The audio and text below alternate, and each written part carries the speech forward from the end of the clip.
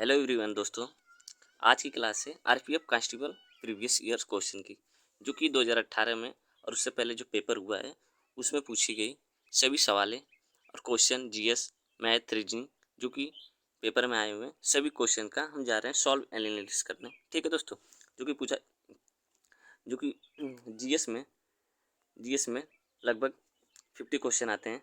Math में लगभग 35 question आते हैं। रीजनिंग में लगभग 35 क्वेश्चन आते हैं। लगभग 120 क्वेश्चन होते हैं। ठीक है, इसमें निगेटिव मार्किंग होते हैं, 1/3 होते हैं।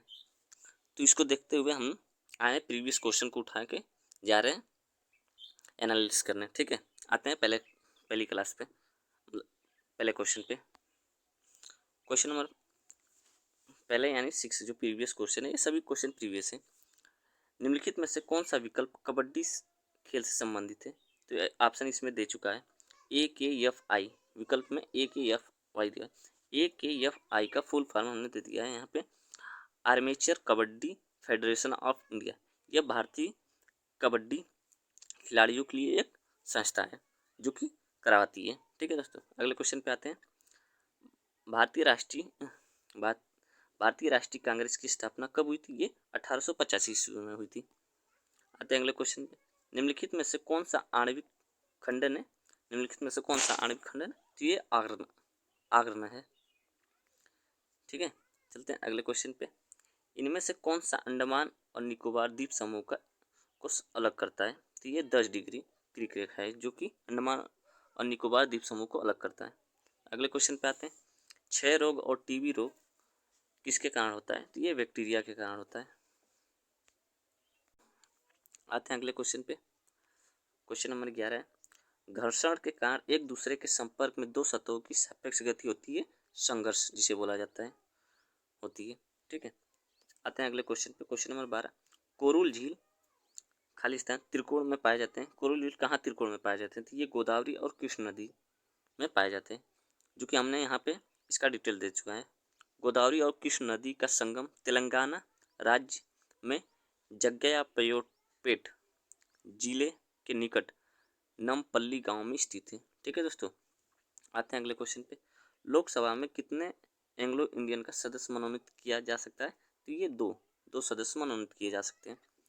आते हैं अगले क्वेश्चन पे। यदि किसी व्यक्ति को दोनों सदन के लिए चुना जाता है तो उस व्यक्ति को घर के वांछित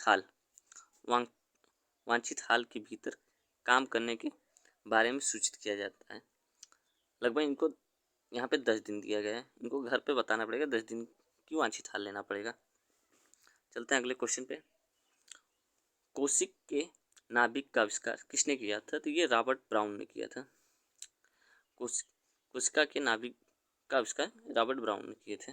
चलते हैं अगले क्वेश्चन पे। अशोक स्तंभ सिंह कहाँ से लिया गया है? तो ये सारनाथ से लिया गया है। अगले क्वेश्चन पे आते हैं। Question number 1। निम्नलिखित में से कौन सा एक लकड़ी की लुगदी पर रासायनिक प्रतिक्रियाओं द्वारा बनाया गया फाइबर है? तो ये है रेयान एक जो फाइबरिक रासायनिक पदार्थ है जो कि फाइबर बनाता है। आते हैं अगले क्वेश्चन पे। रियो पैरालंपिक 2016 में पहली भारतीय महिला पदक की विजेता दीपा मलिक ने कौन सा पदक जीता था? तो ये रजत पदक जीते थे। दीपा मलिक एक पैरालंपिक खिलाड़ी हैं और उन्होंने एक पैरा एथलीट्स में प्रतिस्पर्धा की थी। वे भारतीय पैरालंपिक खिलाड़ियों में से एक हैं। ठीक है, चलते हैं अगले क्वेश्चन पे। दक्षिण भारतीय मंदिरों के प्रवेश द्वार को गोपुर कहा जाता है। ठीक है, गोपुर कहा जाता है। गोपुर का डिटेल से हम यहाँ पे लिख दिया। गोपुर एक संस्कृत शब्द है जो हिंदू और द्रविड़ स्थापत्य कला में प्रयुक्त होता है। यह किसी मंदिर या धार्मिक स्थल को प्रवेश को संदर्भित करता है। आते हैं हम अगले क्वेश्चन पे। क्वेश्चन नंबर 20 पे। भविष्य की पीढ़ियों की जरूरत को पूरा करने की क्षमता को धक्का दिए बिना वर्तमान पीढ़ी की जरूरतों को पूरा करने की क्षमता विकसित करना, इस वाक्य को क्या समझा जाता है? ये सतत विकास समझा जाता है। ठीक है दोस्तों, सतत विकास क्या होता है? तो सतत विकास का अर्थ होता है स्थिर और सतत रूप में विकास करना। यह एक प्रक्रिया है जिसमें आर्थिक, सामाजिक और पर्यावरणीय दृष्टिकोण से विकास की प्रक्रिया को बनाए रखने का ध्यान रखा जाता है। ठीक है दोस्तों, आपको पता है इन्हीं सब क्वेश्चनों से आप समय ज़्यादा लेंगे पेपर में, क्योंकि ऑनलाइन पेपर होगा, समय खींचेगा और ऐसे ऐसे क्वेश्चन आपको लुभाने के लिए होते हैं, टाइम निकालने के लिए। आते हैं अगले क्वेश्चन पर। क्वेश्चन नंबर 2, सापेक्ष घनत्व क्या है? इसमें ऑप्शन में दिया है कोई का इन। ठीक है, तो सापेक्ष घनत्व एक विज्ञान शब्द है जो किसी पदार्थ की घनत्व को उसके साथ तुलना करने के लिए प्रयुक्त होता है। आते हैं अगले क्वेश्चन पे। क्वेश्चन नंबर अगला, दिल्ली के निम्नलिखित में से किस लोकप्रिय सुल्तान ने अलाई दरवाज़ा का निर्माण किया था? तो ये है अलाउद्दीन खिलजी ने किया था अलाई दरवाज़ा का निर्माण।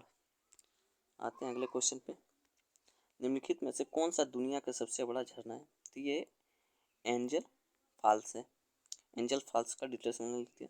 एंजल फॉल्स एक प्रसिद्ध प्राकृतिक स्थल है जो वेनिस वाशिंगटन संयुक्त राज्य अमेरिका में स्थित है। ये एक विशाल झरना है। ठीक है दोस्तों, अगले क्वेश्चन पे, सत्यमेव जयते शब्द किस उपनिषद से में है? ये मुंडकोपनिषद में। मुंडकोपनिषद अर्थवेद से संबंधित है। ठीक है, अगले क्वेश्चन पे आते हैं।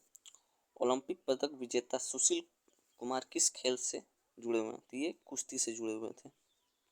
अगले क्वेश्चन पे आते हैं। नर्मदा नदी किस स्थान से निकली है? तो ये अमरकंटक स्थान से निकली हुई है।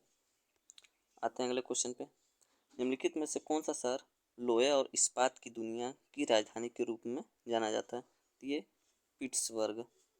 ठीक है दोस्तों, आते हैं अगले क्वेश्चन पे। भारत में किस नदी पर सबसे ऊंचा झरना पाया जाता है? तो ये सरवती नदी पर सबसे ऊंचा झरना पाया जाता है। आते हैं अगले क्वेश्चन पे। मौलिक अधिकारों में समानता का अधिकार क्या है? तो ये कानून के समक्ष सभी लोग समान हैं।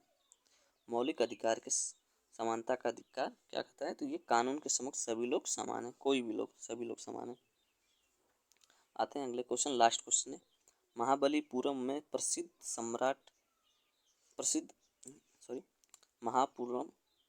महाबलीपुरम में प्रसिद्ध समुद्र तट का निर्माण किसने किया था? तो ये है नरसिंहवर्मन ने सेकंड ने किया था। ठीक है दोस्तों, तो आपको ये वीडियो कैसा लगा ज़रूर से बताइए कमेंट करके, और चैनल को ज़रूर सब्सक्राइब कर लीजिए और बेल आइकन दबा लीजिए और दोस्तों के पास शेयर कर दीजिए। इससे क्या हमारी भी मोटिवेशन बनी रहे।